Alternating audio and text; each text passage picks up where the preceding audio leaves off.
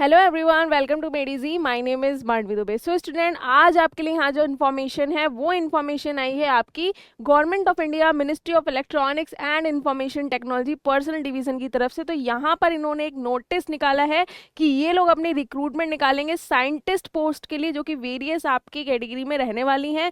जो भी इनका रिक्रूटमेंट प्रोसेस है, क्या एलिजिबिलिटी क्राइटेरिया रहेगा, ये सारी डिटेल इनके रिक्रूटमेंट नोटिफिकेशन में आपको पता चलेगी। लेकिन यहाँ पर इन्होंने अभी अपना मेमोरेंडम नोटिस यहाँ पे जारी किया है कि ये लोग यहाँ पे निकालेंगे recruitment for the post of scientist, जिसमें आपकी इंजीनियरिंग डिग्री भी अवेलेबल रहेगी। अगर हम यहाँ पे देखें स्टूडेंट्स, तो यहाँ पे आपका recruitment process entry level SNT post के लिए रहेगा। वेरियस ऑर्गेनाइजेशन इसमें इन्वॉल्व है, चाहे वो मीटी हो, एसटीक्यूसी हो, आईसीआरटी हो या आपकी सीसीए हो। अगर हम यहाँ पे देखें तो वेरियस यहाँ पे साइंटिस्ट के पोस्ट रहेंगे, FEDC 20, वेरियस इनका अलग अलग लेवल पे मैट्रिक्स रहेगा, चाहे वो 13A हो, 13, 12, 11, 10।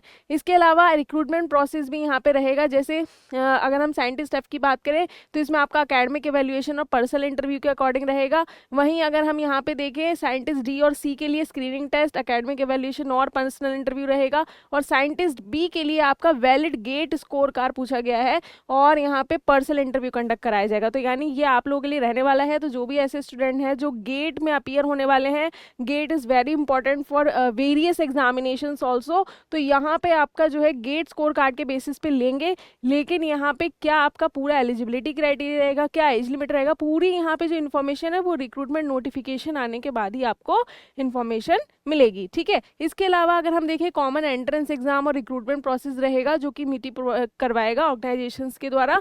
अगर हम आगे बढ़े यहाँ पे, तो इन्फॉर्मेशन इन्होंने यहाँ पे रिलीज कर रखी है अपने मेमोरेंडम में कि क्या क्या रिक्रूटमेंट प्रोसेस में रहेगा।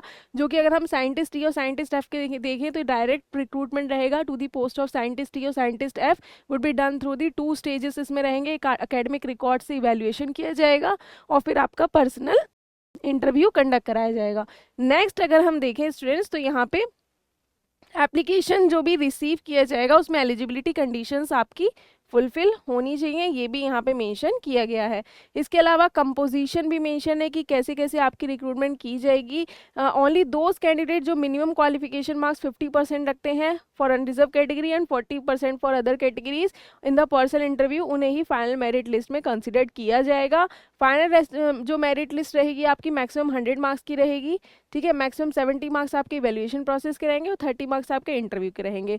तो name for evaluation academic records यहाँ पे मेंशन कर रखा है। जैसे अगर आप साइंटिस्ट CDEF के लिए हैं तो क्राइटेरिया क्या रहेगा, एकेडमिक अचीवमेंट, जैसे आप किस इंस्टीट्यूट से हैं, टाइप क्या है, उसके 4 मार्क्स आपको दिए जाएंगे। एकेडमिक परफॉर्मेंस क्या है, रैंक कितनी रही है, मैक्सिमम मार्क्स यहाँ पे मेंशन है, कौन कौन सी पोस्ट के लिए क्या एसेंशियल एक्सपीरियंस रिक्वायर्ड है। ठीक है। तो ये सारे आपके यहाँ पे कंपोजिशन मेंशन किए गए हैं। इसके ही अकॉर्डिंग आप लोगों का सिलेक्शन लिया जाएगा।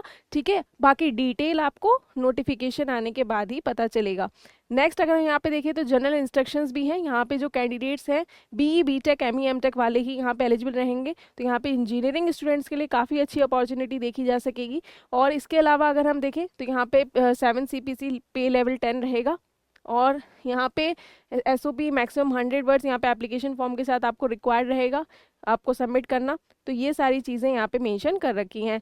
इसके अलावा रिक्रूटमेंट प्रोसेस जो आपका रहेगा for the post of scientist C और D के लिए, ये भी आपका डायरेक्ट रहेगा। इसमें आपका 3 स्टेजेस प्रोसेस रहेगा, एक स्क्रीनिंग, इवैल्यूएशन और इंटरेक्शन और इंटरव्यू। इसमें भी स्क्रीनिंग में आपका जो है मल्टीपल चॉइस क्वेश्चन रहेंगे, जो कि आपकी reasoning, mathematics and other field से आपके क्वेश्चन आएंगे। इसके अलावा यहाँ भी आपका क्राइटेरिया मेंशन कर रखा है सेम चीज़ का, लेकिन अभी यहाँ पे पूरा डिटेल के साथ मेंशन नहीं है। तो जैसे ही उसके रिगार्डिंग कोई भी इन्फॉर्मेशन आएगी आपको मिल जाएगी। इसके अलावा साइंटिस्ट बी पोस्ट के लिए ये आपके लिए बहुत इंपॉर्टेंट रहेगा। इसमें आपका गेट स्कोर कार्ड आपके पास होना चाहिए। इसके बाद आपका पर्सनल इंटरव्यू कंडक्ट कराया जाएगा। तो यानी गेट स्कोर कार्ड के बेसिस पे आप लोगों का यहाँ पे सिलेक्शन होगा, शॉर्ट लिस्ट किए जाएंगे और फिर उसके बाद आपका इंटरव्यू कंडक्ट कराया जाएगा। तो ये आपका मेंशन इन्होंने कर रखा है। इसमें आपका इंटरव्यू जो रहेगा वो 50 मार्क्स का रहेगा, टेक्निकल एकेडमिक नॉलेज 30 मार्क्स की रहेगी, कम्युनिकेशन स्किल 15 मार्क्स का रहेगा और एकेडमिक परफॉर्मेंस का 5 मार्क्स आपका इसमें मेंशन किया गया है। तो ये आपके लिए नोटिस आया है मिनिस्ट्री ऑफ इलेक्ट्रॉनिक्स पर्सनल की तरफ से, तो ये आपके लिए इम्पॉर्टेंट रहने वाला है। तो आप देखते हैं इसके आने वाली वैकेंसीज क्या रहती हैं, कितनी नंबर ऑफ वैकेंसीज रहती हैं, क्या आपकी education qualification, age limit, criteria, सारी डिटेल आपको जब प्रोवाइड की जाएगी मेडिजी के चैनल पे, तो जुड़े रहिए। और if you have any other doubt please do comment in the comment box. Thank you so much, take care, stay tuned.